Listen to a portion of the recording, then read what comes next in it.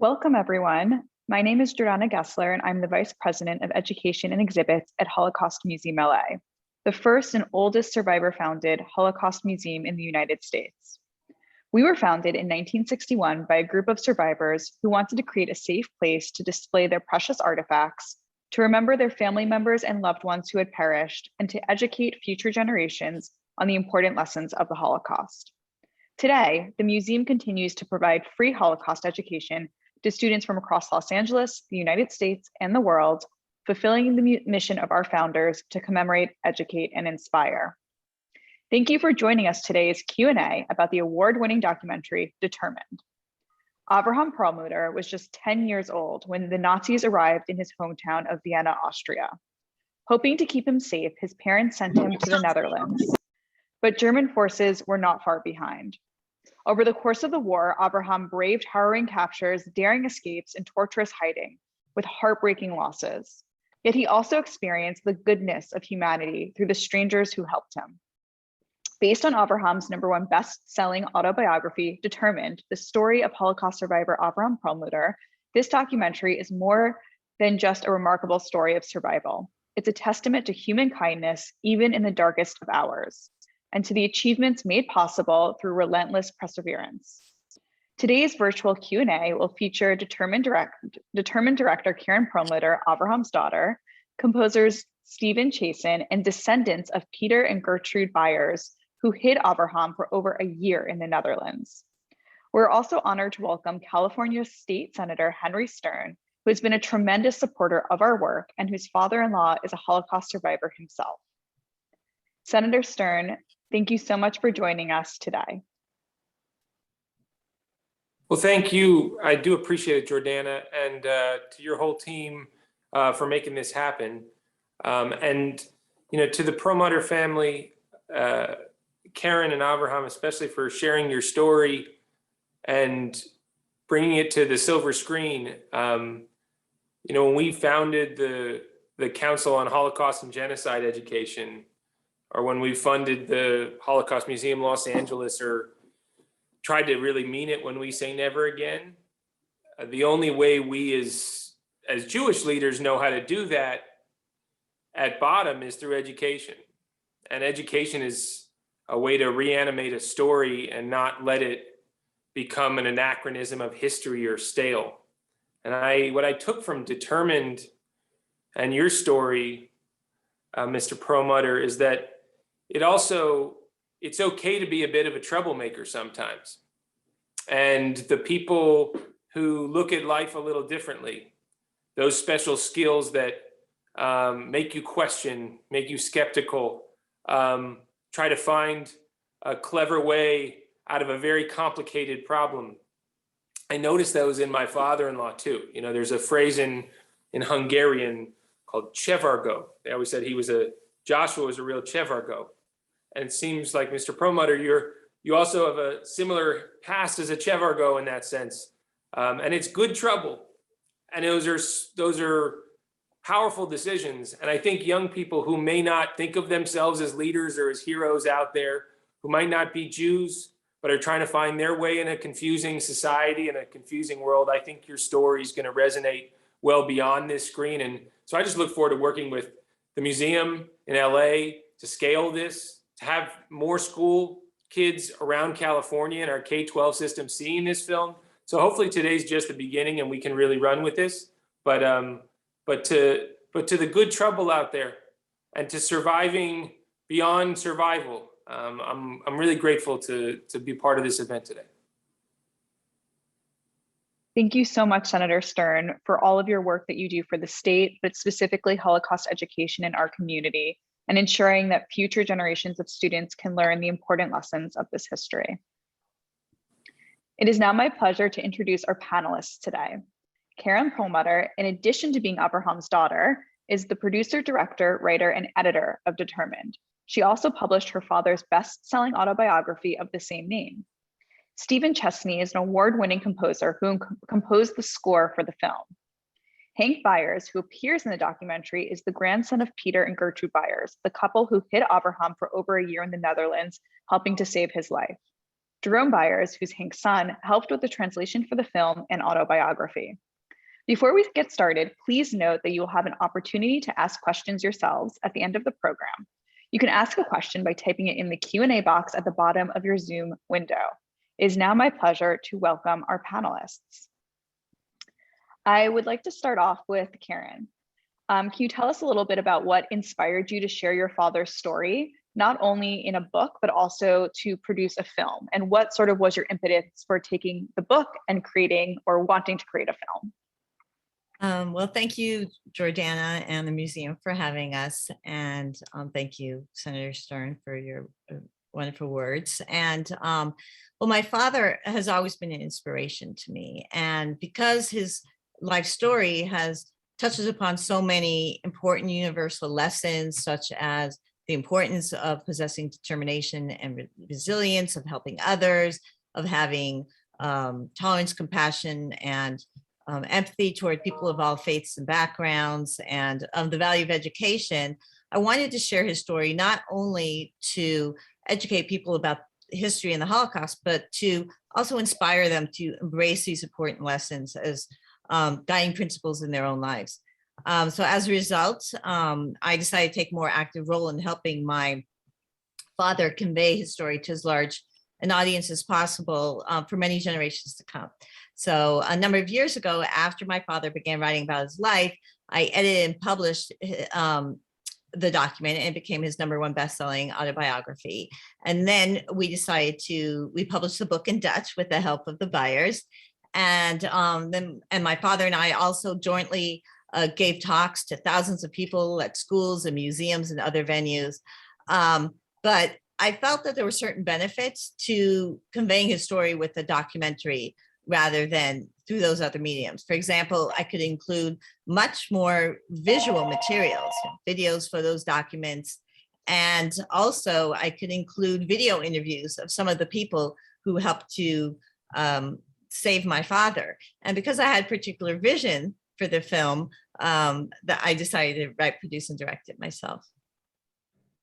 Thank you so much for sharing that process. And so you mentioned that your father had written a memoir. I know some of our audience might be aware, but it's not always the case for survivors to have shared their experiences with their family members.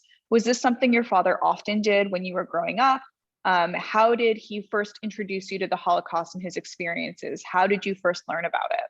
So growing up, he mostly focused on the stories about his captures and subsequent escapes. So that's what he would tell us. And he wouldn't concentrate or talk. He was focused on his, career and everything. So that was just little anecdotes he would tell every once in a while.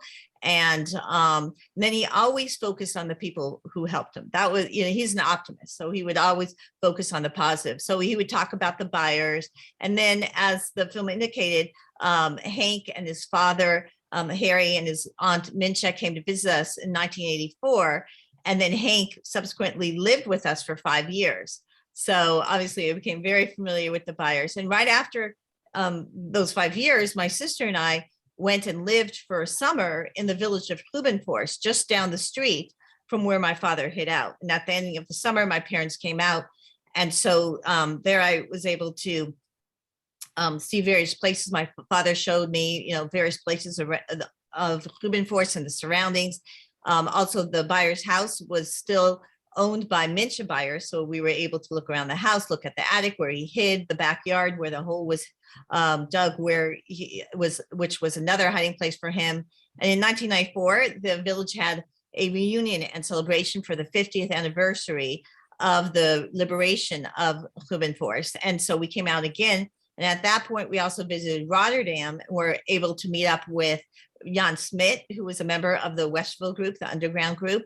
And so part of that interview or discussion we had with him made it into the film. And in 2005, for the 60th anniversary, when we came out again, we went to all the different refugee camps where he had lived, and also Le Stref, which was the Palestine pioneer camp where my aunt had stayed for a couple of years. And but even during the research that I was doing for the book and the film, I was continuing to learn more information, details, gathering more photos. So it's a continually evolving process where I'm still learning more about his story. That's so incredible. The bond between the two families is quite remarkable. Oftentimes at the museum, we talk about how the Holocaust shows us the capacity of human beings to do horrific things to one another, but it also shows us the capacity of human beings to do the most courageous things in the face of that. And so I guess, Hank and Jerome, a similar question: when did you first become aware of the role your family played in saving a life? Was this a story that was passed down? Was it something that needed to be uncovered? Share a little bit about that. You want to start, Jerome? All right. So this story is something that I have known for as long as I can remember, really. It's whenever we would go to Grubbervos to visit Aunt Mientje or to visit my grandmother, we would drive by the location of the house where Af was hidden, and Dad would point it out to us, of course. And in the apartment where Aunt Mientje lived, there was also the medal Peter and Gertrude received as being recognized as righteous among the nations. And we would ask what the medal was about, what it was for, and then they would tell the story. So it's something that is passed down, this story.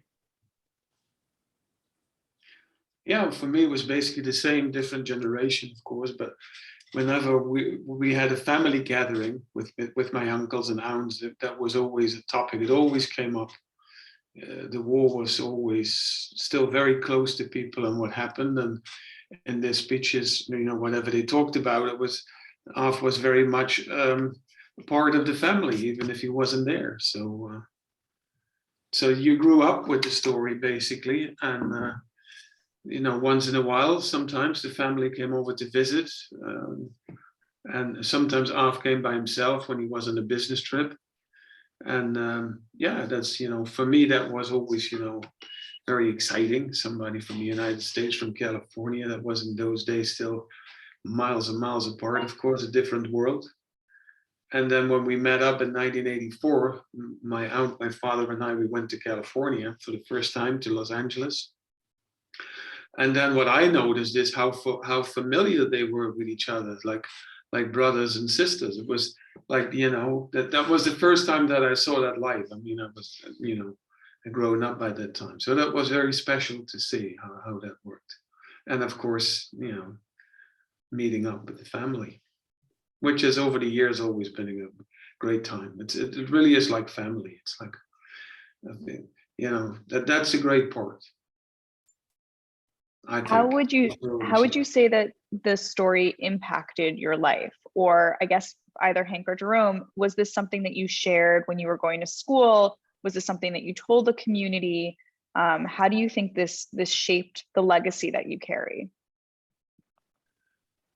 Well, definitely, in that sense that we're in the village where we, Grubbervos, where all this took place in the surrounding villages.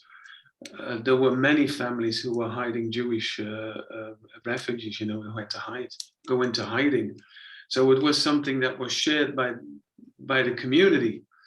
And so that was always an issue in that village whenever there was a Remembrance Day.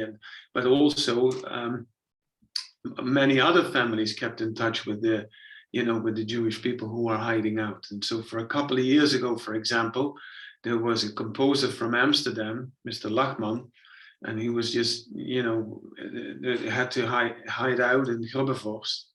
And he made, in honor of Pastor Vullings, he composed a requiem, a Roman Catholic,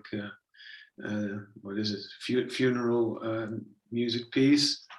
And he interwove that a little bit with Jewish music pieces. So and he did that already 60 years ago. But I think about 5 years ago, it was again performed in the church in Grubbervos. So that was a big to-do. It was on national television. So that whole story kind of keeps repeating itself. And the interesting part is what Keren also said. You keep discovering new things because people meet each other. some in the United States, some in the Netherlands, some in Israel. It's very interesting how that carries on over the generations. So you think, well, now you say, okay, it's 75, 80 years ago, but it's still very much alive. So not Keren, not only with the people who went through it. I'm sorry. Yeah. Oh, no.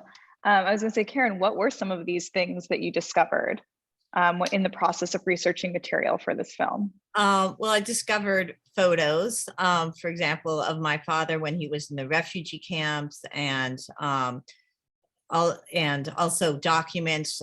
For example, I found the document where my father's Aunt Annie, who lived in The Hague, she wrote to the Dutch government asking if my father and his sister and their cousins could go on the Kindertransport from Vienna to the Netherlands. So that was a special document, and just additional specific dates and names of places. I also found information related to my aunt's story. She never spoke about her experiences, but then I found letters that she wrote right after she was caught and right after she was liberated, where she was in Auschwitz and she went on the death march, and she described, for example, the death march and, where they had stopped and everything. So that was very interesting. And I found photos of some of my Dutch relatives that were killed. And for some, I never had a photo of before. So it was very special to be able to finally put faces to names. So those were just a few examples of the things I found. And in terms of connections that Henk had mentioned, I actually began maybe 2 years ago a correspondence with Jan Smith's son. You remember he was the member of the underground group, and his nephew had found out about the film, and then they contacted me, and now we're in constant communication. And he was very familiar with his father's story, and the other members of the Westerville group were also he considered them like his aunts and uncles. So he was very familiar with all the stories. So still I'm learning more, which is great. It sounds like such a remarkable and incredible story. So I'd have to ask Steven, how do you create music for a film like this? How do you come up with a soundtrack that captures the dangers and the rescue and the courageousness that we're hearing? It was definitely a really unique set of challenges. On the one hand, there was a lot of talking heads. It's a documentary, and Avraham is speaking through a lot of it, and he does speak with an accent as well. So on the one hand, one would need to really protect his words and the meaning of his words and the tone with which he's speaking. But on the other hand, the emotional component of this story is really profound. And if you think about it, these families that helped hide people had to look in the eye soldiers that had, boots and guns and all that, and lie to them, or to hide these kids. And many of them lost their lives. There were some local leaders in the community who had helped hide kids, who ended up being put in camps themselves and died there. So they paid the ultimate price for these acts of kindness. So that's the other side, is that, I couldn't sit back too much. There was a lot to connect with emotionally to really bring out the gravity of what was happening at that time. And what was it like for you to work on a film? Is this your typical type of work? Do you have a personal connection to the subject matter? What sort of inspired you to want to work on a project like this? So I worked in very mainstream Hollywood for a while, but over the last decade or so, I've been focused on projects that deal with the oneness of humanity and the interconnection between peoples, and even more specifically, we do have a wing of our family that, when you look at the family tree, it just sort of ends in Eastern Europe, and they didn't make it out before the war. Many escaped during the pogroms, but And it always boggles my mind, you know, in the worst way. How did they die? Were they gassed?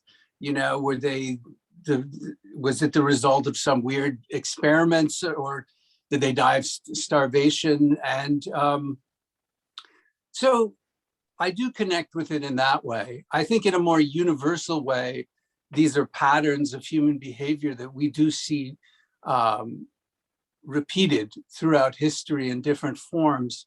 So it's something I do feel very strongly about personally. And I guess this is a question that anyone could answer, but I'll start with Keren. What do you hope people take away from the film?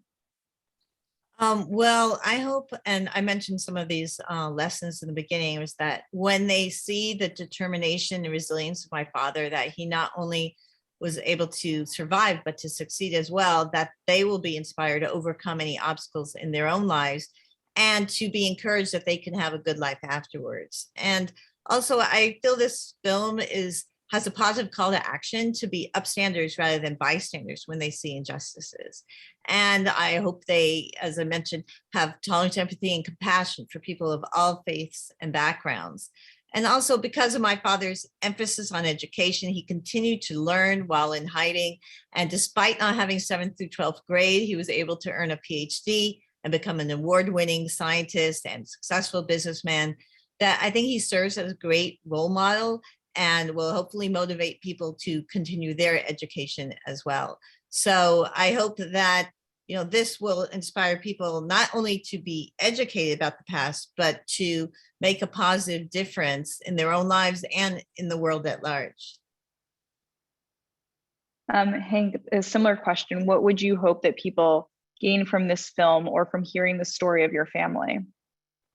Well, basically inspiration, and see that you cannot always look away from things that are happening, and that it's something universal, can happen to anybody, anywhere, and that we have to be very vigilant, and but also that there is a very positive tone in it, that you can go one way or the other way.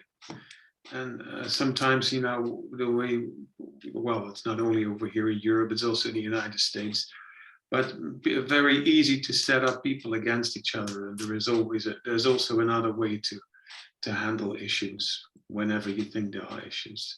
So the story is a very positive one, and the one about educating and other beliefs, other customs, other mores, or whatever you call it, but that's very important. So the story is important. And Jerome, you know, what do you think the word upstander means today? And how do you hope that your peers learn from your family's story? Well, I hope that people will see that whenever something that is unjust, something that isn't right, that it's something that I think you can feel. It's like a kind of sense that you can have with it, and I hope that people will reflect on what it means to do the right thing, and that if push comes to shove, that they will stand up, that they will not be silent or look away, but that they really stand up to make a change.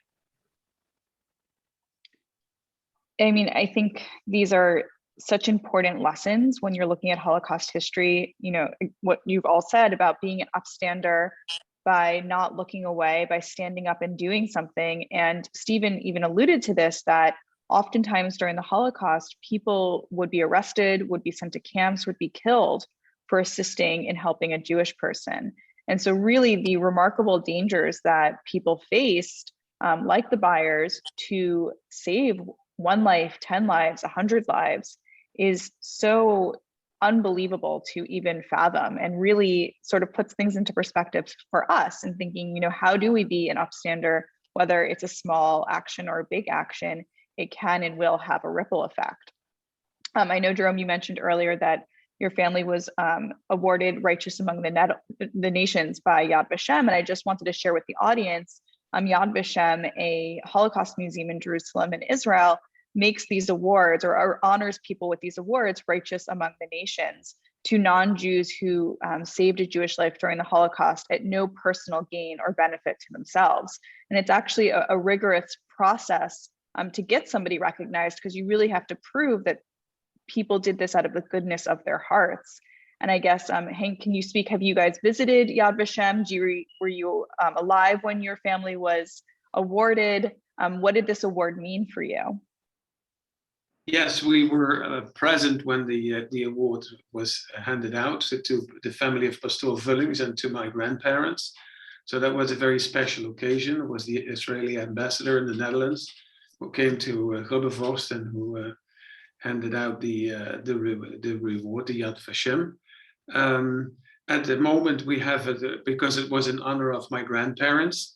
We have donated it in Rebbevost. There is a small historical museum, so that's where the story also of the Jewish people hiding out in Rebbevost is told. So it's now over there, where everybody who visits this little museum can have a look at it and participate in the stories.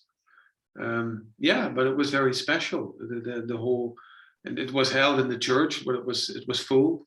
I think there were at least 800, 900 people in there. There was television. It was very special, and then especially my aunt, because she was then the only one who actually lived during that time, who was there besides Av. It was very special for her too. Yes, absolutely. And we haven't been to Israel yet, so it's still on the agenda. Keren, why do you think it was important for your father to ensure that the Beijers were recognized? Well, because I think it inspires other people to do the right thing. He considered them his second set of parents, and he really admired them so much for what they did. And he tells one story in the film about how the family was lined up by the Nazis, and they were, threatened that they would be arrested too if they didn't tell where the Jew was, and they didn't. So every day they were risking their lives for over a year, and they just did it because they were good people. And so my father felt it was very important for them to be recognized for the wonderful people that they were. So I want to open up the Q&A and get some questions from the audience. I know there was a comment about somebody who saw the film was also interested to hear about Abraham's life in the US. And while our audience thinks of some questions and puts them in the Q&A box, I was wondering, Keren, if you can speak a little bit to your father's life in the US. When did he arrive here? What brought him here?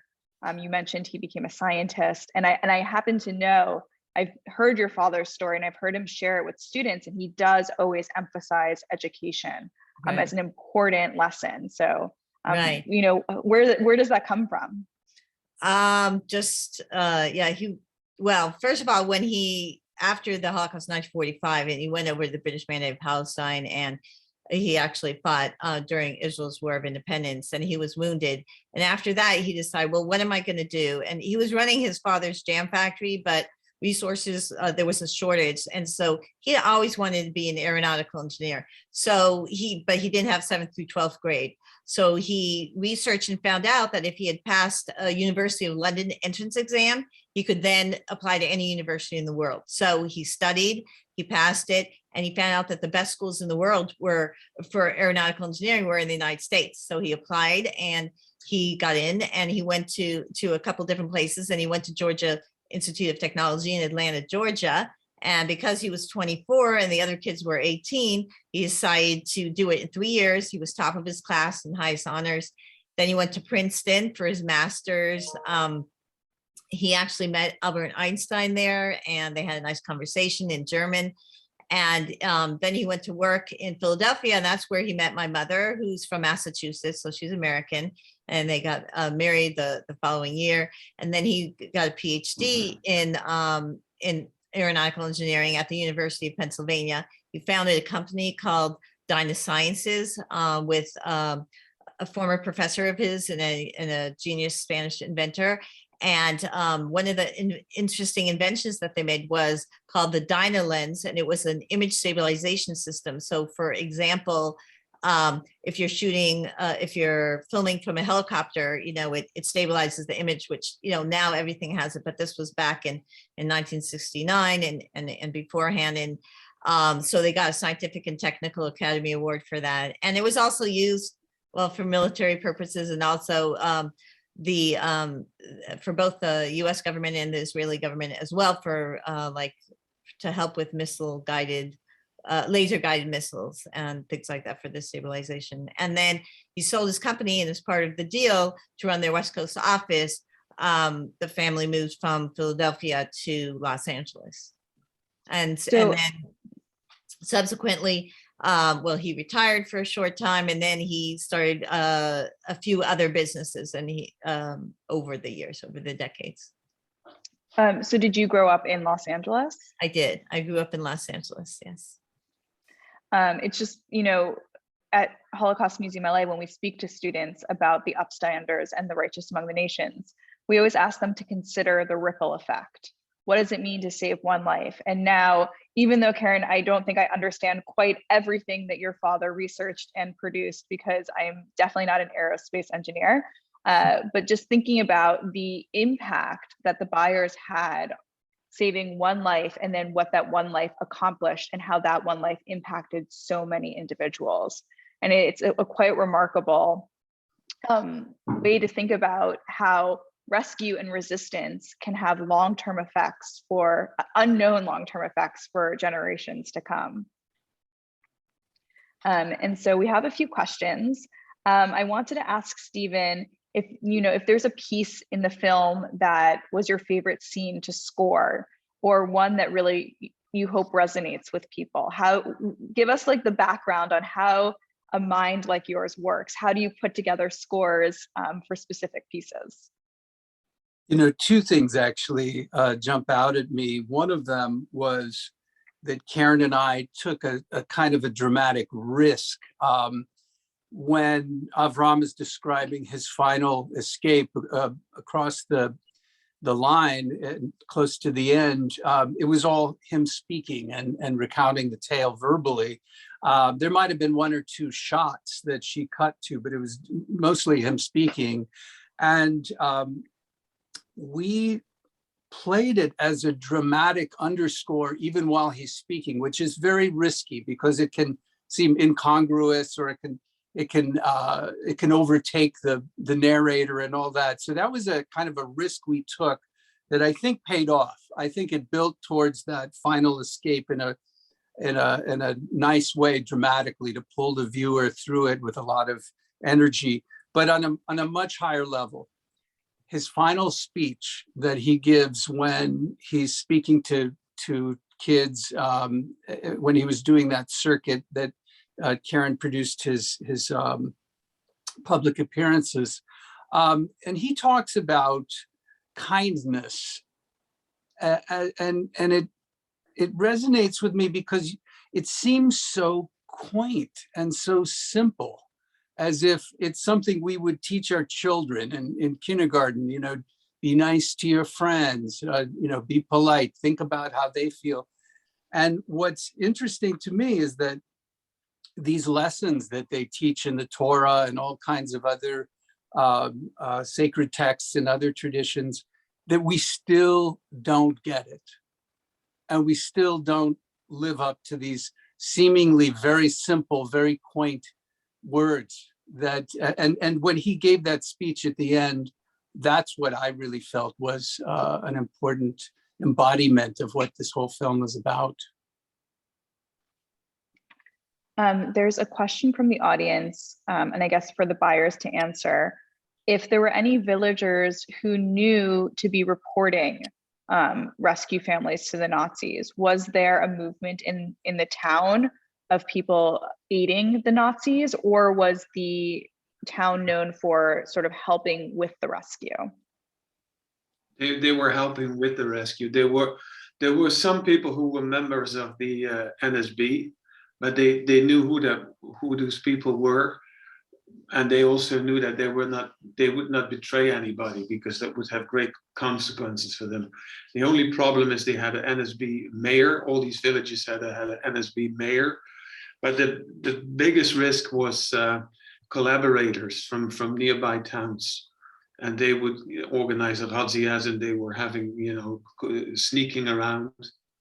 That was a risk, but then they had a whole system of warning, and that whenever there was soldiers coming in or there would be a razzia, then there were all kinds of warning mechanisms, so people would go into hiding. So the town some people in the town supported that and would warn one another. Yeah, there was a resistance group, and they organized that, well, I think I think they had about close to 100 Jewish people hiding there in that village. And Young kids, older people too. Would you say that after 1945, what was the sentiment of the town? Did the town simply just go back to normal life, the people who lived there? How did people sort of deal with the memory of the Holocaust in World War II? Well, it always lived on, of course, and they were shattered because the pastor was killed in Bergen-Belsen. I think he perished, but also the town was destroyed. So people were evacuated when the front came in, and then for a couple of months the English were on the west side, but the Germans were still on the east side. So that part of the Netherlands was only liberated at the very end of the war, the eastern part. And so people, and then later on they were moved on to Belgium. So they came only after a couple of months. They came back to Grubbevorst, and there was an enormous amount of damage. So people had to, sort out to get their life back into order. But it always, there was always the remembrance of the war. It always kept in the memories of people. It was not something that was put aside, and it still is not, because it's still. There are still many things that are being organized and spoken about, and it's not gone. It's not like, but yeah, obviously people went on with their lives, and. And so Keren and Henk, this might be a joint question for you. Was there ever a moment where your families were not in connection with each other, or were they always speaking and letting each other know what was going on? Well, I know that my father, after he left the Netherlands in 45, he corresponded with the Beijers via letters. So, that went back and forth. I don't know how often, but, they kept that up. And once, Henk started corresponding in the late 70s, from then on, it was almost constant, because we would, as I mentioned, he lived with us for a while, and then we lived with him. And then it's even up to a couple of years ago, Jerome came to live with us for a few months right before COVID.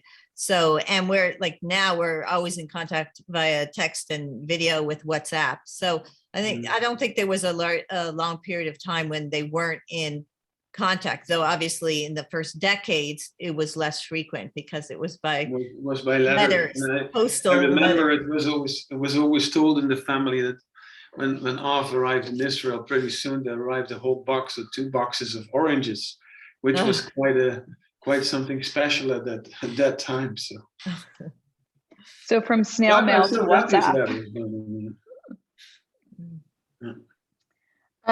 So we have a few questions about more modern day, either the surge in anti-Semitism, or we have some US audiences who are interested in hearing from Jerome about what you notice about your peers. Are your peers interested in this history? Is there an indifference? Is the Netherlands even seeing a rise in anti-Semitism the way that the US is? It's still a subject that still is of importance to people of my generation. Maybe my view isn't entirely how do you say this, unbiased, because I studied history, so it's a different group of people that talk about this on universities, of course, but it's an important subject, and it was always something that interested people when I was going to elementary school, when I was going to high school. It's something that I take with me also. and concerning rise of anti-Semitism in the Netherlands, I think there was an increase in incidents concerning anti-Semitism in the Netherlands. So unfortunately, it's something that is that a sentiment that is unfortunately rising again, even though it's something horrible. I think people should just get along, and I think that the story of Dr. Perlmutter is something that should be spread to show people that this is how you should do it. You should be willing to help each other. You should be willing to be nice to each other. It's an important message, and hopefully everyone listening today continues to share it.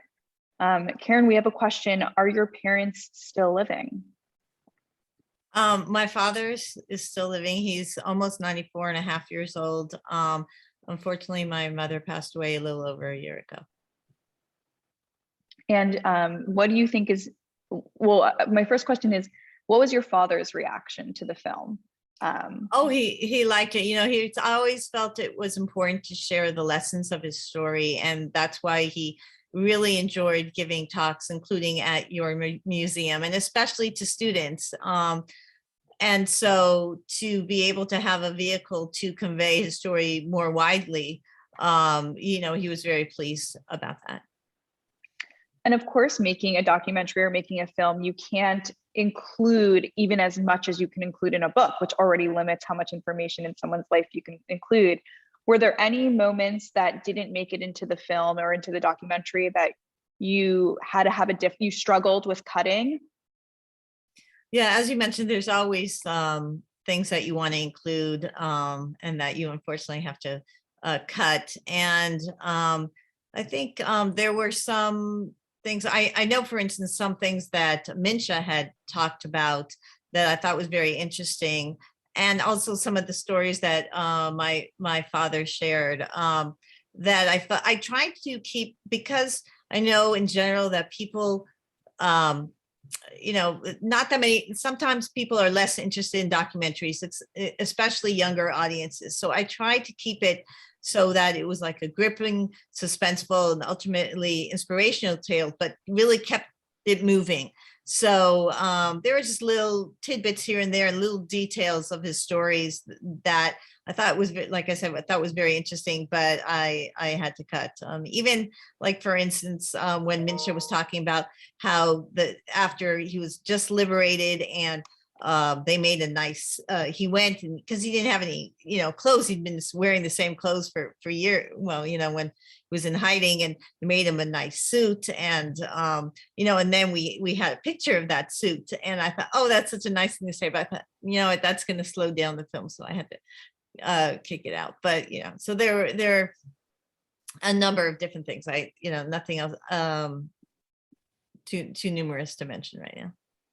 And do you have a background in filmmaking or directing? So actually, I'm a scientist and engineer. I have a PhD in electrical engineering from Stanford, and my focus was on image processing. And actually, I developed technology to automatically restore 3-strip Technicolor films from the 30s and 40s, like Wizard of Oz and Adventures of Robin Hood. And so that was my film experience. It was, developing this algorithms and software in order to restore all these different films for Warner Brothers. And but I also had experience with researching. So I looked at this project, even starting with the book, as a research project. And, so that I had all the skills for, and something I love to do. So I just went about researching and trying to gather as much information as possible. And then just because of the way I was telling, I was very familiar with my father's story, and I was telling it, and then I started telling it independently of him, and mixing in like different video clips I had of him. And it was a natural evolution to just continue and make an entire film where he's telling his story. Wow, what a remarkable first film. So congratulations on that. And I guess a question for Jerome. We talked a little bit about Keren discovering new things about the story. I know that we mentioned that you helped translate the book, and you've been working with the book and the film. Was there anything new that you learned from the story that surprised you? I remember that the first time I read the book was when we visited the Perlmutters in 2014. And I started reading the book, and it's a page turner. So I read it after, I finished it after 2 days, and there were a lot of extra information in it that I hadn't known before. It's a bit difficult to look back on that right now, but it became more fleshed out after that. It was well, when I grew up, it was more like the details, the highlights, if you will, and that book and then the film together made it into this very vivid story. That's and because of that, it's also easier to convey, to talk about it with others. Wow, it must have been I can't even imagine the moving experience to hear it from a different perspective. Hank, after reading the book for you and working on the film, were there questions you wish you could have asked your grandparents? Yeah, well, basically it was because they were a lot older than I was, and I was still a little kid when they passed away. And how they experienced it. I know it from my aunt, of course, and from my father, but from their direct experience, I never heard. So that would have been interesting, yeah. And Keren, did this experience bring up any new questions for you to ask your father? I guess, yeah, I mean, it's some things that were left out of the book and his interviews, like more details and how did he feel about certain things, you know, but I think that in general, you know, both the interviews and the book covered a lot of information. But there are occasionally questions, I can't think of any on the top of my head right now, that I, you know, will ask and say, oh, do you remember if this or what happened here or something like that? How, I mean, If have I you may- noticed it? Oh yeah, please. Hank. No, something that came to mind, what Arv always was saying when we were having dinner in Santa Monica, and then he was telling sometimes about, you know, when he was in Grubbevoort, and then he told stories that I didn't know, but, you know, about my father and my grandparents, how that family went about during that time. So that was kind of interesting. So that was when my father was at that time in his early 20s, probably. And so it was fun. What they ate, what they did, how they went about, and you know what it was like. You know, they could listen to the BBC radio, but it was all very illegal, and you know, that kind of stuff. Right. My father, because it was illegal, my father would secretly listen to it, and then he would tell like the pastor what the BBC said, because for him it didn't matter whether he was listening to it or not. If he was caught, he was caught. So that's how the village found out information from the radio. Wow, what a remarkable story, because even listening to the BBC, if somebody came on or heard it being listened to, they would have immediately caught him. Right, right. And we have a question from the audience about how they can access the movie. So right now I'm making it available to like groups and schools and different organizations. So they can contact me at determinedstory@gmail.com. We also have a website, determinedstory.com. And then I'm happy to coordinate and schedule a viewing for any organization or school. Wonderful. And we have time for about one or two more questions, but I want to ask, what's next for the film? What's the next move for you guys with this project? Well, one of my goals is to have education distribution, because I liked it to be shown to as many schools and universities as possible. And for example, in a couple of months, it'll be showing at Santa Monica College Community. And so because it's during the teenage years that people form their ethical and moral values. So I think it's really important. And I also developed an accompanying study guide for both the book and the film. And I also plan to make it more generally available, as I mentioned, to any group, religious institution, museum as well, and then possibly via some streaming channels. So that may be on the horizon also a little bit later on. That's wonderful. We'll definitely be looking out for that. I know for the audience, we just shared Keren's contact information in the chat. So if you're interested in bringing this important film to your community, please reach out. One of our last questions from the audience, Jerome, we have a question about what history.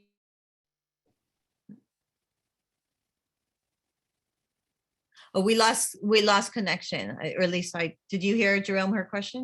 No, could you please repeat? Oh, sorry about that. Yes, one of the audience members wants to know more about your focus on history in your studies.